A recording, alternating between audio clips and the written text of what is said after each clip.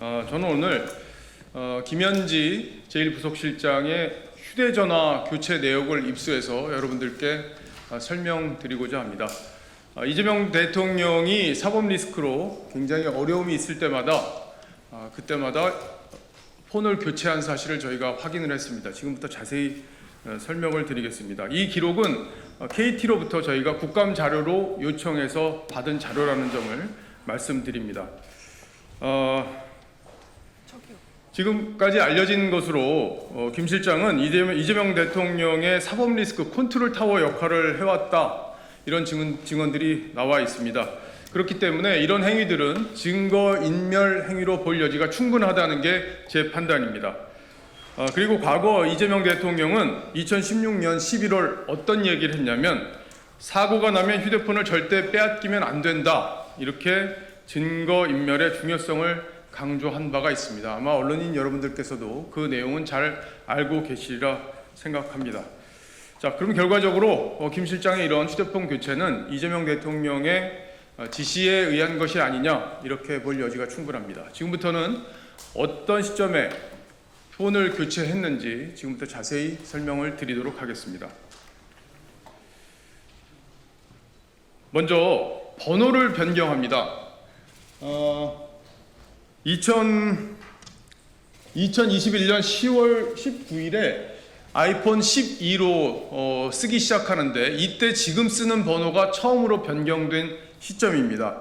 당시에는 대장동 수사가 시작이 됐고, 그리고 관련자가 처음 구속이 확정된 시점입니다. 그 시점에 폰을 바꾼 것입니다. 그러니까 10월 3일에 유동규 씨가 구속이 되고, 그리고 10월 19일 유동규 구속 적부심이 기각되는 이 시점에 아이폰 12로 번호를 바꾼 것으로 확인이 됐습니다. 그 다음에 2021년 12월 27일에도 아이폰 13으로 한번 교체를 하고요. 그리고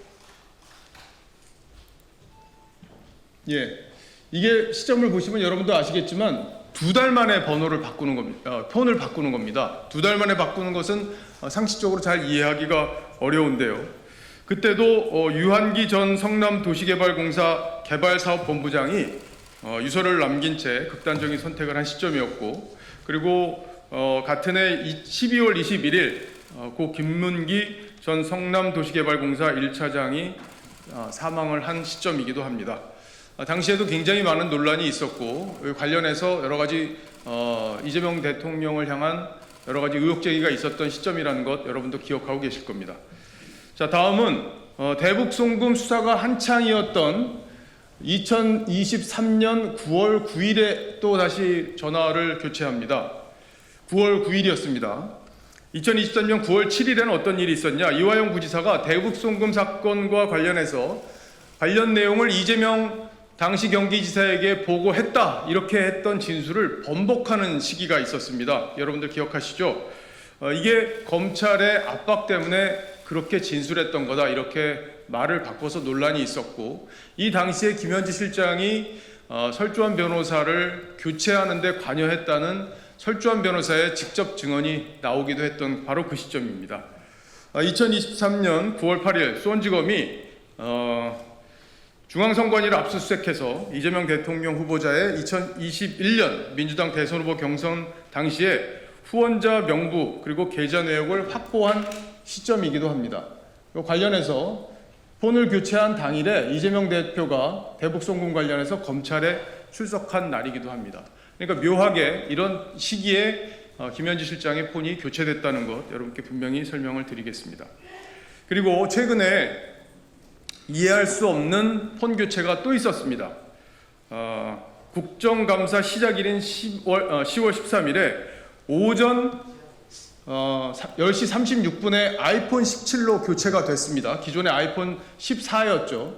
이렇게 교체가 됐는데 불과 9분 만에 다시 아이폰 14로 교체가 됩니다. 그러니까 유심을 끼웠다 막혔다 한 걸로 볼 수가 있는 상황이죠. 이 이유에 대해서는 저희가 명확하게 알 수는 없지만, 번호를 통상 이게 전문가들에게 물어보니까 번호를 한 알 더 만들어서 쓰기 위해서 아이폰 17을 만들었고 거기에 유심칩을 뺐다 끼웠다 하는 과정에서 이런 일이 생긴 것 아닌가 하는 해석을 할 수 있는 부분입니다. 여러분들 아시다시피 김현지 실장은 이재명 대통령 사법 리스크의 컨트롤 타워 역할을 해왔고요. 그리고 모든 변호인이 참여하는 텔레그램 대화방도 운영했다는 증언이 있었습니다. 그리고 사건에 어떤 변호사를 배정할지 그리고 어떤 내용으로 변호를 할지 직접 지시했다는 증언들도 나와 있습니다. 이제 이렇게 의혹이 불거져 있는 상황이고 휴대전화를 증거인멸을 위해 교체한 거 아니냐는 의혹까지 불거졌기 때문에 김현지 실장은 국정감사에 출석해서 이런 모든 의혹들에 대해서 사실관계를 밝혀주기를 촉구합니다. 민주당은요, 지규현 판사가 휴대전화를 바꿨을 때 이런 의혹을 제기한 바 있습니다. 비리 의혹을 덮기 위해 수시로 휴대전화를 교체하는 정황이 드러났다, 이렇게 얘기한 바 있습니다. 민주당 논리대로라면 이렇게 여러 차례 휴대전화를 교체한, 그것도 아주 의심스러운 시기에 교체한 김현지 실장에 대해서는 더 큰 의혹이 불거지는 게 합리적으로 맞다, 이렇게 볼 수 있을 겁니다.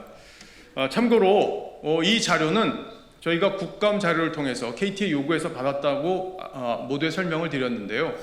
원래는 과방위 전체의 의결을 통해서 자료 요청을 해야 되는데 최민희 위원장이 행정실에 기존의 관례대로 의원들의 요구가 있으면 자료를 요청할 수 있도록 지침을 내린 덕분에 이 자료를 확보할 수 있었다는 점도 마지막으로 설명드립니다.